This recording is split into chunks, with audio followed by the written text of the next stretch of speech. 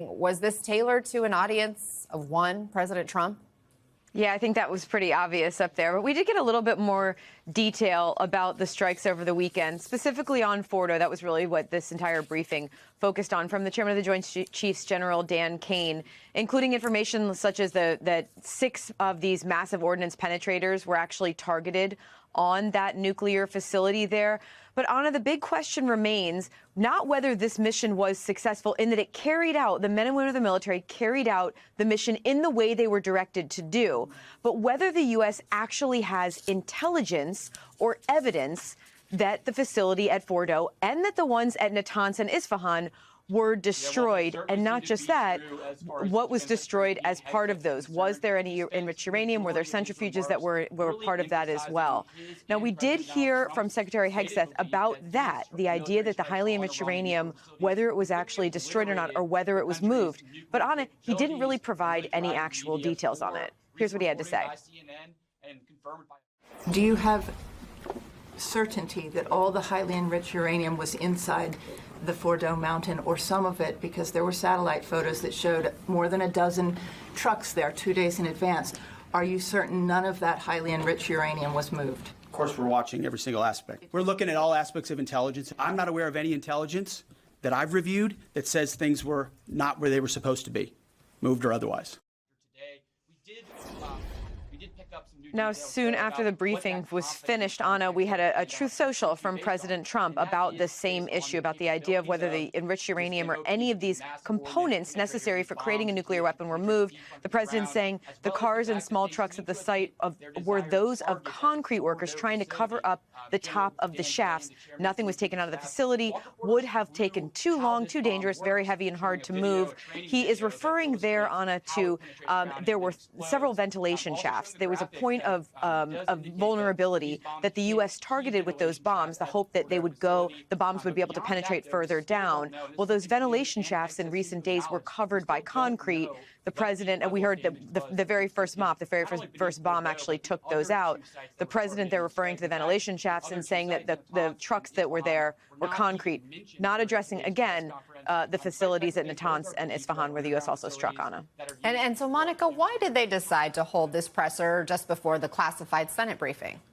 Well, Anna, I think this is about optics and about trying to provide some additional details. And we know that there was the new assessment and statement from the CIA director, for instance, overnight, that did back up a little bit more of what the president was trying to argue. And he's been relying even on the Iranian officials' statement about these nuclear sites being badly damaged. He's also been citing, of course, the Israeli assessments.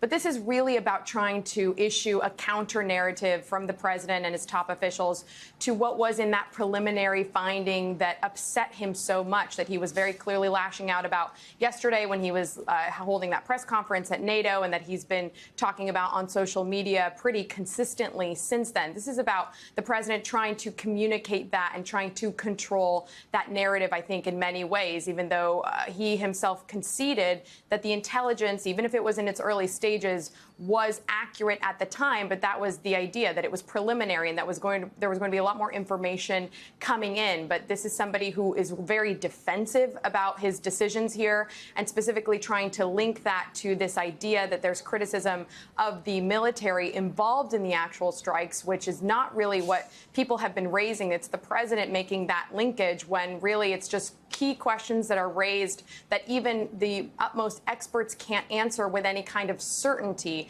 And that also connects to this concept of what may have happened with the enriched uranium, whether it was moved or not. This is a president who is being completely definitive about things that, frankly, cannot be said with such certainty at this time and may take a long time to figure out, Anna.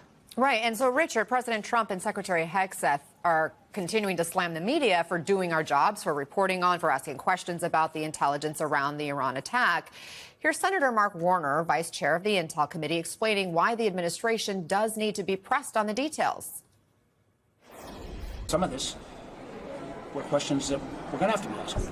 Listen, intelligence was manipulated, and we ended up in a war that I think most Americans wish we would have thought twice about. We already have an administration that is clearly firing people. If they don't change their intelligence so it doesn't potentially embarrass the president. That is holy crap kind of danger. Richard, this is post-Iraq war. This isn't lawmakers and reporters splitting hairs. It's asking the White House to show their work. Did this morning's presentation start that process? Lots of things to say. Battle damage assessment is always highly subjective. I've looked at any number of photographs, and it's hard sometimes to know exactly what you're looking at. The idea that different people would have different interpretations makes perfect sense. Second of all, you can't destroy what you didn't target. So I think there are big questions about what was not necessarily located in that facility, whether it was moved out recently, or for all we know, it was placed somewhere else years ago. That's why, I think it's possible at one and the same time to say this was an impressive military action. It was warranted. At the same time, it didn't obliterate or eliminate the Iranian nuclear program. Elements of it will have survived. And I think in the years ahead, the United States and Israel may well have to deal with it. So I think the administration is probably doing itself no favors in making the absolute case of what it accomplished. Because again, I think going forward, it's unlikely that Iran will give up its nuclear program. It's unlikely that diplomacy will solve it for us. So it may be that we're called upon once again to act militarily against it. Courtney, it does seem the White House intel view on Iran's nuclear program appears to be coalescing now. Tell us about this latest CIA assessment.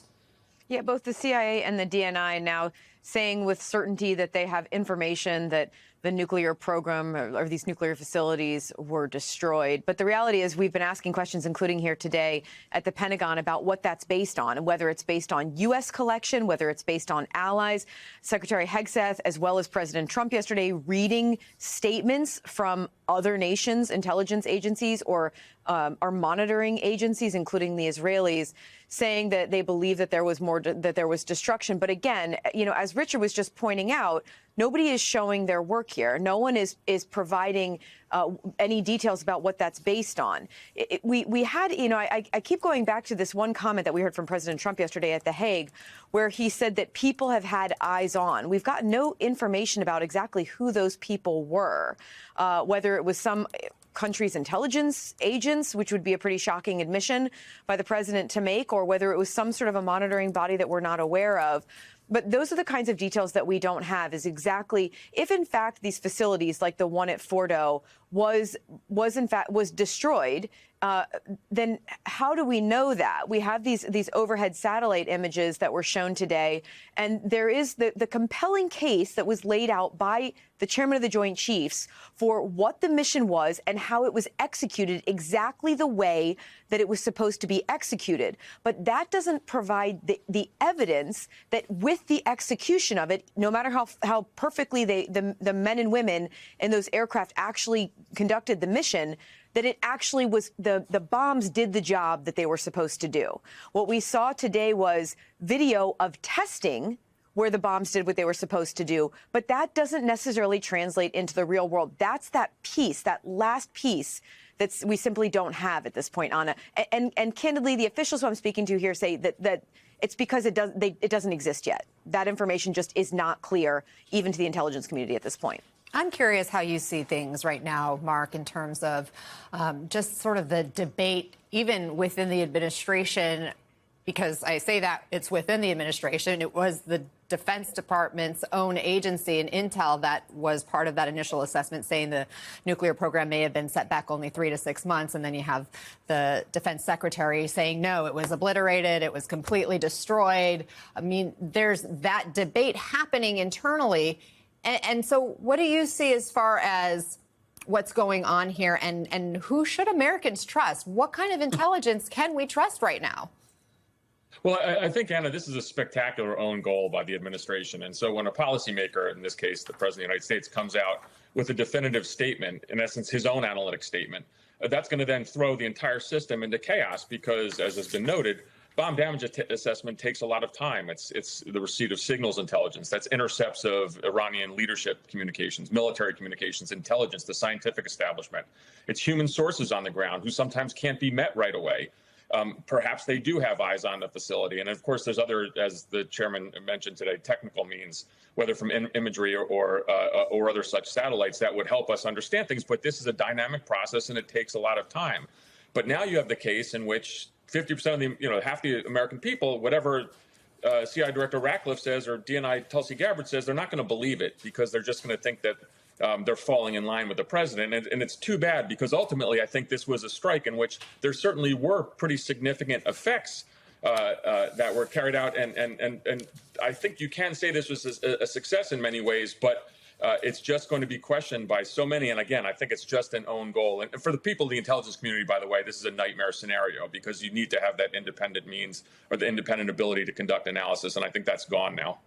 Monica, with Gabbard apparently sidelined again, she's not going to be part of the briefings today or tomorrow, is our understanding. Does the president have any top aides around him who do give him information that may diverge from his preferred narrative?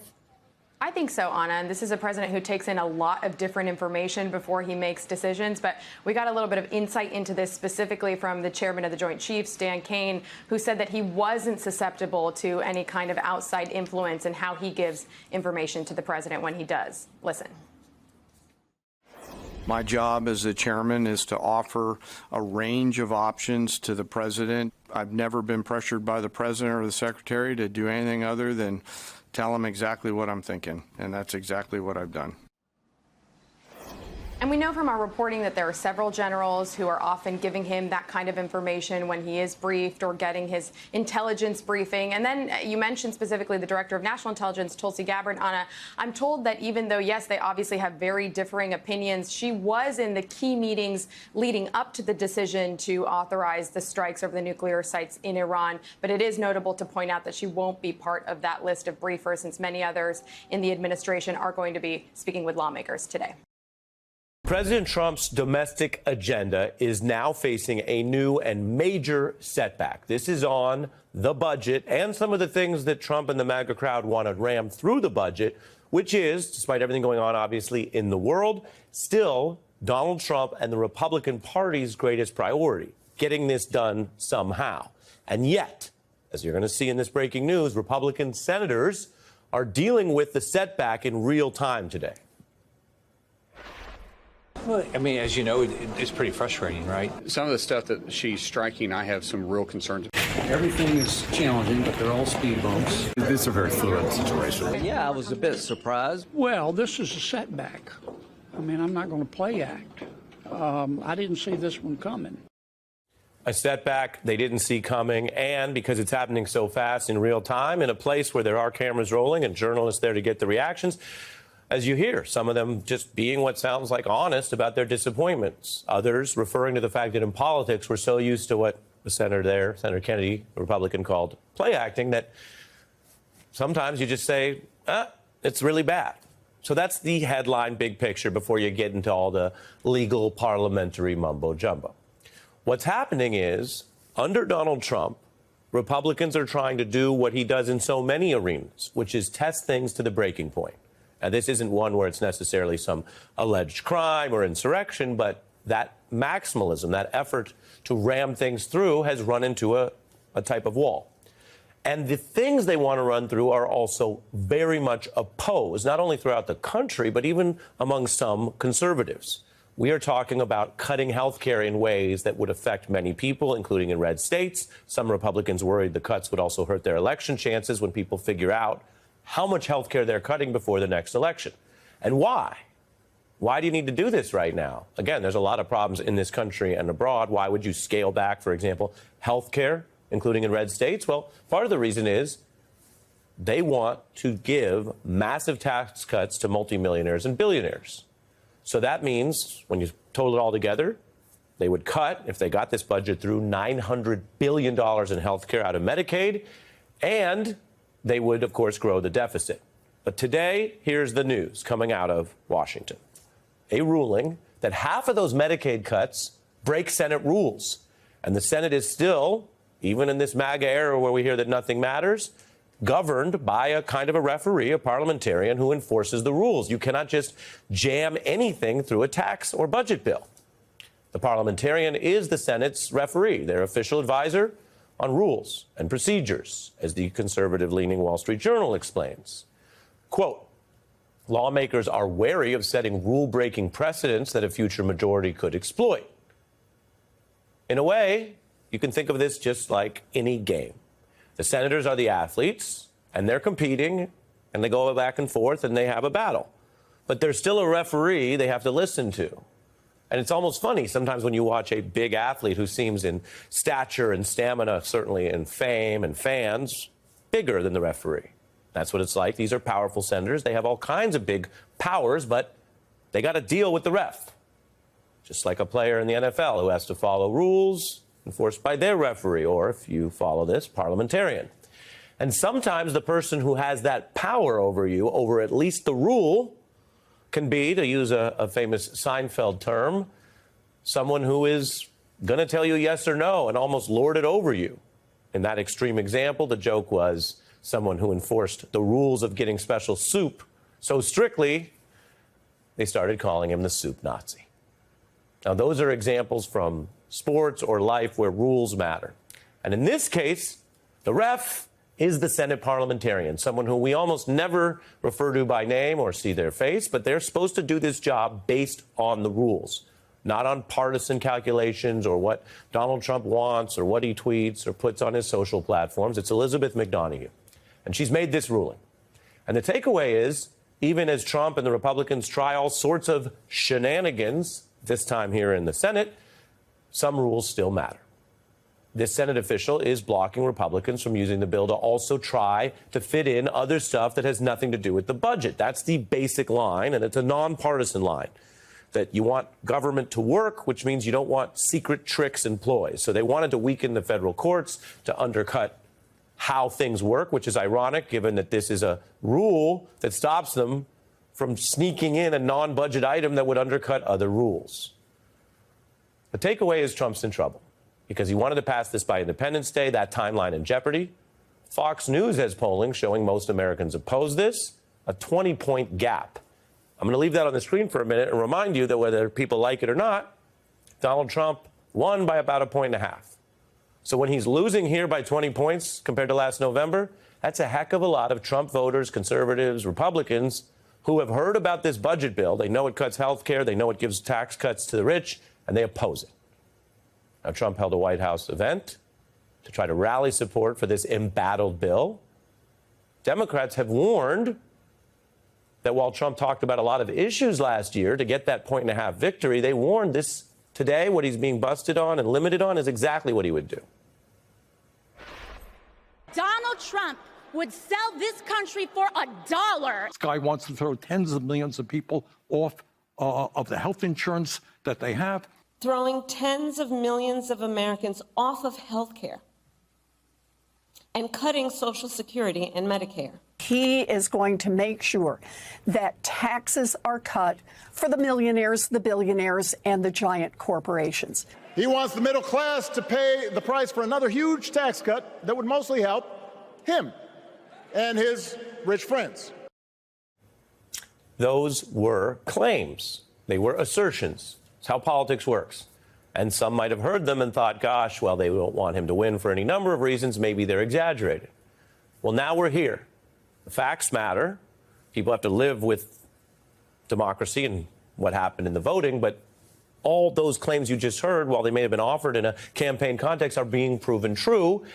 And compare that to what we just saw, that even in Fox polling, by 20 points, people oppose the stuff that was warned about. And that's not all. The Trump bill grows the deficit. Republicans showing a complete fiscal irresponsibility here. There's a special office that's nonpartisan which prices this stuff and saw it was going to be over $2 trillion juicing the debt in the initial assessment. Then they go through in more detail. These are long bills and it's a process. And the number only has gone up. Now, by late June, we're learning it's over $3 trillion added to everything here, according to CBO. And that means Republicans are the party bringing you exploding deficits, exploding debt, something that obviously crushes, breaks, violates their long-standing vows and talk about how to run a budget. most troubling of all, the unsustainable trajectory of government spending is accelerating our nation toward a ruinous debt crisis. I'm very worried about the debt. The single biggest threat to our country, both in the short term and the long term. We now have a debt of $16.4 trillion. The real problem here is the debt and a lack of a credible plan to deal with the debt. The dangerous addiction to deficit spending. You're either part of the problem or you're part of the solution. If that's the case, then they are all part of the problem. Some of those individuals are now part of the Trump administration, like Marco Rubio. Others, like McConnell, have been overseeing this exploding debt. Either they're lying now or they were lying then, but you can't have it both ways. And it's important that people understand this, because if you believe as a society we can use facts to govern ourselves in a democracy, that's the big idea, then you can absorb this information and keep that in mind the next time it's a debate or a campaign about deficits, budgets, what the priorities are. Here, the priority is grow the debt in order to pay back or pay off really rich people who don't need this money to survive or get by. One report here noting that despite railing against the deficit spending, the deficit somehow managed to increase every time Republicans are in charge. And the bill also, to be clear, if passed, will affect so many millions of people because of health care and because of the way the budget works, that it's not, unlike some other Trump issues where he says, oh, he's going to go after California or go after blue areas and not red, which, of course, betrays your oath to help everybody as the president of all people in the United States. But this one will hit red states, clearly. It slashes a safety net. Many Republicans know that. Many Republican voters are on it. And here are some of the ads that actually note from Democrats how big MAGA voices like Bannon are also sounding the alarm on what the bill really does. Medicaid, you got to be careful because a lot of MAGAs on Medicaid. I'm telling you, if you don't think so, you are dead wrong. Now, that's a political take on the substance. Bannon's not saying he supports more health care coverage for everyone, but he's saying a lot of people are already on this health care coverage. And this bill, as it was originally designed by Trump and his Republican enablers, goes after that, would kick many millions, up to 9 by the estimates, of people off health care they're already using. Bannon says that's bad politics. A lot of other people, Democrats and some Republican legislators, say it's bad policy. We see this breakdown in the Congress where a process that everybody knows, the legislators are supposed to know how this works. They pushed it to the max, and it hurt the Republicans, apparently, in being told by the ref, you can't get all this stuff in. What does that tell you, and what do you think about just on the deficit alone, what this bill would do? Well, right now, it's absolutely clear. They have a bill that is going nowhere. They don't want to expand the deficit. The deficit hawks among the Republicans are very, very adamant about that.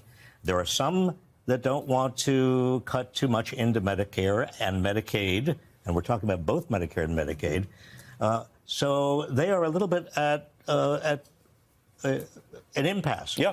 Now, the question is, what do? They have a parliamentarian who has told them that in order to avoid the filibuster and get this through just on a majority vote, they are going to have to drop several provisions. I think if I were a betting person right now, I would say that parliamentarian has a limited number of days left in her job.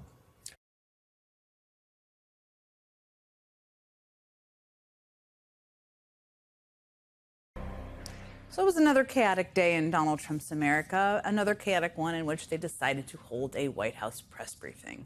And since Carolyn seems to be following the same attack the press strategy as Pete Hegseth, I figured I would take some questions.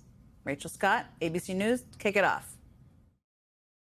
Just to follow back up on the meeting that the president mentioned about wanting to have this meeting with the Iranians next week. Clearly, there's a willingness here from the administration to want to meet with Iranian officials. What is the holdup here in trying to schedule it? Are you experiencing any resistance from the Iranians? I mean, first of all, Rachel, let's all hope there is even a tiny, tiny iota of truth behind Trump's claim that there are discussions underway about a meeting with the Iranians next week. We did just strike them 4 days ago. We have no idea if that is actually true. But if it is, that would be good news. Because even if the military strikes last week had destroyed the program, which it seems pretty clear they did not, can't bomb away knowledge or intention. That's what we were just talking about. And the Iranians still have key know-how to make a nuclear weapon. And after the last few weeks, I mean, they may also have increased intention. Who knows?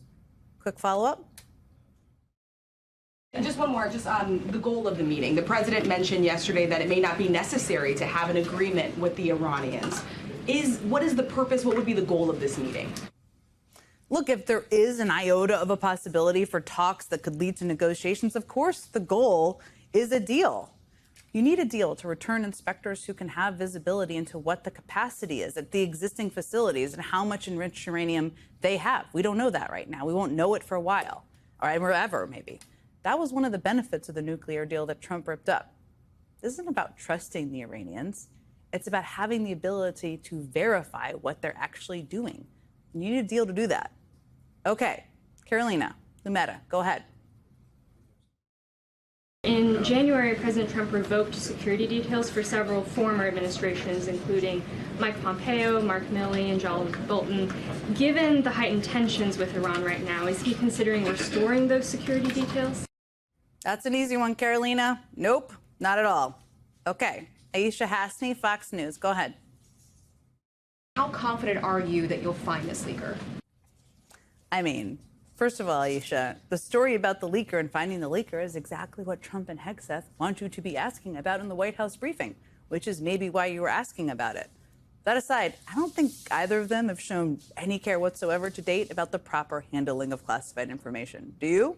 Trump was hit with 40 felony counts for his mishandling of classified documents. Pete Hegseth was texting war plans on Signal a few months ago. I don't think their search comes from a genuine concern about respecting classified information. That answers your question. All right, let's do one more. Brian Schwartz from the Wall Street Journal. One big, beautiful bill. There's conversations on the Hill right now about the Medicaid cuts. I'm curious if the final bill that the president's been talking about comes to him and it has Medicaid cuts in it, will he sign it, or would he rather just Congress do away with those cuts? Of course he will sign it, Brian. He just won't call it cuts. No Republican will. They will say they are necessary reforms. But no amount of spin changes the fact that the current bill would knock 16 million people off of health care, including 8.6 million on Medicaid, because of cuts. That's what they are, and no requirements. The only tiny sliver of good news here is that the Senate parliamentarian just blocked a number of the provisions in the bill for now, including some of the health care cuts that Republicans desperately want. Today, Kilmar Abrego Garcia, the U.S. legal permanent resident mistakenly deported to El Salvador, then returned back to the U.S., remains in federal custody, at least for now. The legal questions, though, over whether he can be released and what comes next are still looming. Joining me now, former federal prosecutor and NBC News, MSNBC legal analyst Paul Butler. So a federal judge said Wednesday there's no reason to keep Garcia detained, but she gave a deadline, Friday, tomorrow, to get for her decision on a formal decision on whether or not he'll be released. What are the pros and cons here that she's looking at? Because it seemed to me as I'm reading her comments, she feels she has limitations in what she can do. Chris, this crazy case is getting even crazier. So Mr. Abrego Garcia has two federal cases at the same time. The Department of Justice is prosecuting him for human trafficking in Tennessee. At the same time, ICE is trying to deport him to another country. The judge in the criminal case released him on bail, but the Department of Justice objected, saying that if he's not in the custody of the judge in the criminal case, DOJ is concerned that he will be deported by ICE. The judge in the criminal case says she doesn't have any jurisdiction over ICE. She can't stop them from deporting him, but she made the common sense statement that since both DOJ and ICE are part of the Trump administration, they should work it out among themselves. But one thing that was talked about was, could he go home and wear an ankle bracelet, right? Monitoring of him. But she also warned that even if she did decide to release him with an ankle bracelet, he's likely to go back into custody, right? Almost certainly ICE will come and take him into federal custody. And Chris, even if they don't deport him, his defense attorneys are concerned that ICE will hold him in a detention center way far from Tennessee, where the criminal case is, and they say that would undermine their ability to effectively represent him because it would be much more difficult to meet with him and otherwise prepare him for trial. So in that preparation and in the hearings leading up to it, I know that there are some issues that need to be worked out. A couple of them that really struck me were whether or not he should even be in ICE custody, but allowing his attorneys, wherever he is, to communicate with him. Are these hearings such that they take away that right for attorneys to communicate with their client?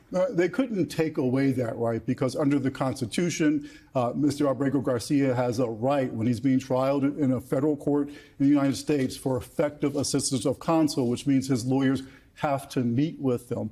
But it's much more difficult to meet with him if he's in California or Texas rather than in Tennessee, which is where the lawyers are. And check this out, Chris. Again, Mr. Abrego Garcia is so concerned that he will be deported. And ICE says, well, you know, and the Department of Justice, ICE says, well, we're not sure what we can do. But there are witnesses for the prosecution in the case against Mr. Abrego Garcia who are being held in ICE custody. ICE has said, we promise that they won't be deported before Mr. Abrego Garcia's criminal trial, but ICE won't make the same representation about Mr. Abrego Garcia. It's hard to follow the bouncing ball, but his lawyers in his Maryland case, as I understand it, have asked the judge to order his return to that state and to prevent him from being removed from the U.S. A virtual hearing on that matter is going to get underway today. What are we expecting there? So again, the judge set really strict conditions on Mr. Abrego Garcia's release. So if he's allowed to go home, he has to wear an ankle bracelet. He can't travel anywhere but to the federal courthouse in Nashville. He's got to get anger management problems, a host of conditions. But again, even if he is released on home detention, ICE is almost certain to come and detain him and bring the charges in the criminal, in the immigration case. And ICE has already moved that he is in the United States illegally. The issue is what country should he go to? The immigration judge said he can't be returned to El Salvador, where he's from, because he's under a threat of persecution there. So ICE is trying to work out another country that will accept him. If they find that country, I think it's very likely that he will be sent there even before the criminal trial is resolved. I've never seen him like this. He's still wearing the same clothes that they got him in.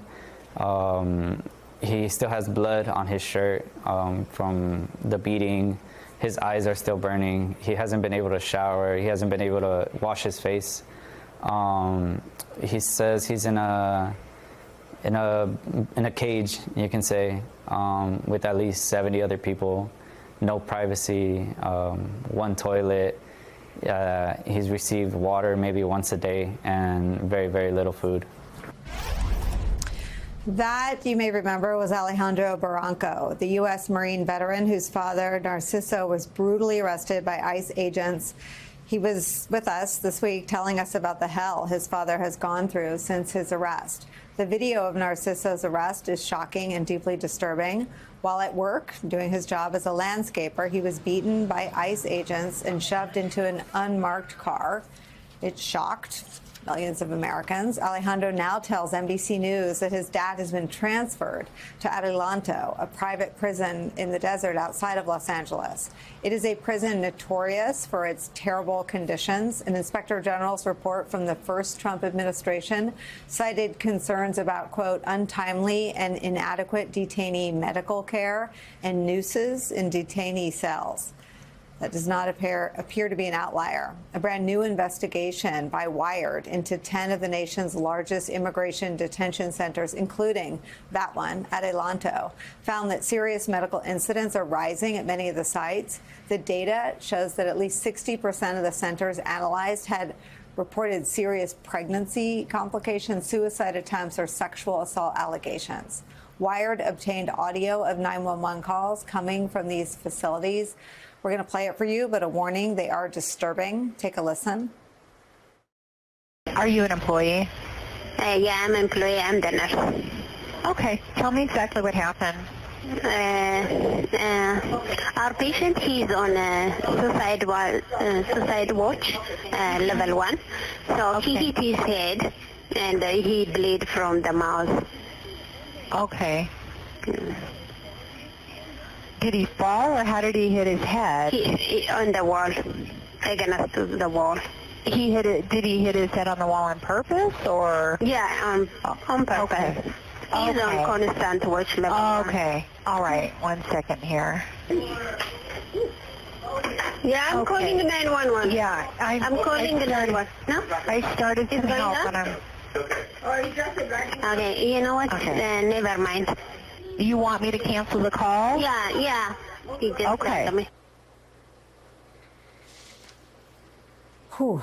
Joining us now, NBC News correspondent Jacob Sobroff and Vice President for Immigration Policy and Campaigns at Forward U.S., Andrea Flores, is here. Jacob, do we know anything about that incident? We should say that is reporting from Wired. But do we know anything about that detainee and that call? All we know is what Wired has reported so far, Nicole, but just reading that article, listening to the audio, and going through the reporting, the extraordinary reporting that they've done, it's consistent with what we've heard about the inside of ICE facilities for years, and I should say under both Democratic and Republican administrations. You'll remember overcrowded conditions during the beginning of the Biden administration of unaccompanied children that came to the border, under the bridge in Del Rio, Texas. When these facilities are overcrowded, no matter who the president is, you run into humanitarian issues, and obviously we have one there in that audio, horrific audio from Wired. Adelanto, where our colleague Suzanne Gamboa is reporting that Alejandro Barranco's father, Narciso, is being moved, is actually a facility that I have been inside in. I went to Adelanto during the height of the family separation policy to meet with a detainee at the time, and they actually let us bring cameras inside the facility when we went inside. And I will never forget what I saw inside Adelanto. If I could, and we don't have like a full screen to put up, but while we look at the footage on the screen, I just want to read to you some of what I wrote at the time. I wrote about it in my book. I said, as we passed through an area of the detainees in isolation, I saw one man lying on the floor in a fetal position, locked behind the glass and metal door of a cell alone, on bunk beds and in recreation areas in solitary confinement. Within the medical unit, trauma, just as Juan, the father, had described to me, it was visible everywhere. And that's the facility that Narciso Barranco has been transferred into, one that wouldn't, by court order, be able to accept new detainees during COVID because a federal judge decided it was unsafe to put new people inside there. And just to rewind the tape and not lose any context, why has Narciso been detained and moved to Adelanto again, Jacob Sobroff? I think it's such an important point to make. He was approached by what appeared to be, obviously federal agents, looked like they were Border Patrol agents, or might have been ICE agents there with him as he was doing his job as a landscaper, trimming up bushes outside an IHOP in Santa Ana, California. And as he trimmed those bushes, he was approached by federal agents, who, by the way, were recording this with their own camera because subsequently CBP DHS has released some of their footage, and chased. And as Alejandro said to us, he was scared, terrified for his life. Masked agents who don't identify themselves running after him as he's trying to do his quotidian activities, his daily job of just beautifying Santa Ana, California. And they took him down, and they violently, as you can see in the video, detained him. It looks like they punched him in the face. They pushed him into a car with what appears to be a baton. And DHS alleges that he tried to assault or attack with his weed whacker those federal agents. And I'll let our viewers make up their own mind when they see the video from multiple angles themselves. But what Alejandro has said is he was just running, and he was scared, and he was trying to protect himself. He wasn't trying to hurt anybody. And he is the father of 3 Marines, 1 a veteran, 2 active duty Marines. He's been in this country for decades. That's right. Andrea, 9, 12, and 15%. That's the number of Americans who support detaining people who have American-born children, who are married to U.S. citizens, or who have a job. He checks all those boxes, but has been here for decades, long enough to have 3 sons born in America who would grow up in his house with him as a father and decide to serve their country as Marines. And now he is at Adelanto. Yeah, it's a complete outrage, and it's a complete misuse of every single one of our taxpayer dollars. So, first of all, we need to start talking about the fact that the public is seeing the results of the promised mass deportations. I think a lot of people hoped that they would be maybe targeted towards maybe people with certain criminal convictions, but DHS has released the number of who's in detention. And what you look at is that they're like Narciso, right? They might just have a civil infraction, an immigration violation or a traffic violation. Those numbers are skyrocketing in detention. And what I think every American is thinking about and realizing is if you get a traffic ticket, should you be subject to those conditions that we just heard about, where you cannot even get medical care, where there's not enough staff to ensure that you have food? And what really scares me, Nicole, is the fact that the administration is asking for over $40 billion to massively ramp up these private and government-run detention facilities. So what they are doing is designing a system to detain the people that Americans are very clear they do not support the detention of. And so we are at a really scary moment right now where we're about to see, just an enormous expansion of the abuses of the detention system. And I want to go back to the video as well. Can you imagine in a community having unidentified law enforcement approach you in that way? And that is happening. I mean, this is one video that we have. And what I think about every day is how many videos we're not seeing and how scary it is to be a Latino American, to be a Black American, to be someone who is perceived to be an immigrant. That could happen now. It feels like it can happen to any of us. And as a former DHS official, the fact that they are unidentified, the fact that they do not have adequate training, the fact that these are some of the largest federal law enforcement agencies in the entire world operating in our communities, I think we're going to see the polling continue to plummet and public opinion turn against us. About 2 weeks ago, a Norwegian tourist named Mads Mikkelsen, who is not to be confused with the Danish actor from the James Bond and Marvel movies, landed in Newark Airport. On arrival, he was detained by immigration agents who demanded access to his cell phone and then denied him entry to the U.S. As one Norwegian news outlet, which spoke to him, reports, quote, Mikkelsen says that after being warned he could face a fine or even prison, he gave immigration officers the PIN code to his phone. He was then confronted with its contents, pictures the officers found questionable. In particular, a meme of U.S. Vice President J.D. Vance, portrayed as bald, and a private photo of a pipe. Specifically, Mikkelsen says the immigration officials objected to this viral meme of the vice president depicting him as a bald baby. This and hundreds like it are all over the internet, as some of our viewers may have seen. Now, U.S. Customs and Border Protection has responded to these allegations. They say Mikkelsen was not denied entry to the United States because of this meme you can see on your screen. CBP says that it was over, quote, his admitted drug use. Mikkelsen says that he told the agents he smoked marijuana exactly twice in his life, once in Germany, once in New Mexico. But not everyone seems to believe that explanation.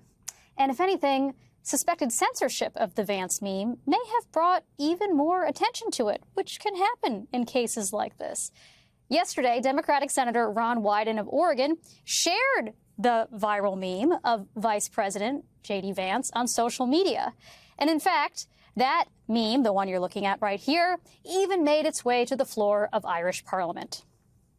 We're watching a major incursion on freedom of expression, unthinkable in a Western democracy. This week, a young Norwegian tourist detained by ICE at Newark Airport and sent back to Oslo. Why? He had this meme on his phone, Minister, a meme depicting Vice President J.D. Vance as a baby. I mean, extraordinary, extraordinary.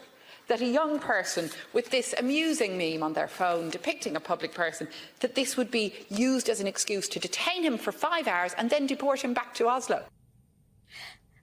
Again, DHS and CBP deny that's the reason. But, just in case they are not telling us the full story here, please, dear viewers, I hope you take appropriate precautions.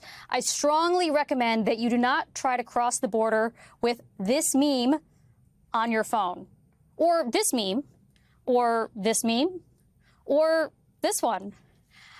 There is absolutely nothing funny about having any of these on your phone. We are just looking out for your own safety here.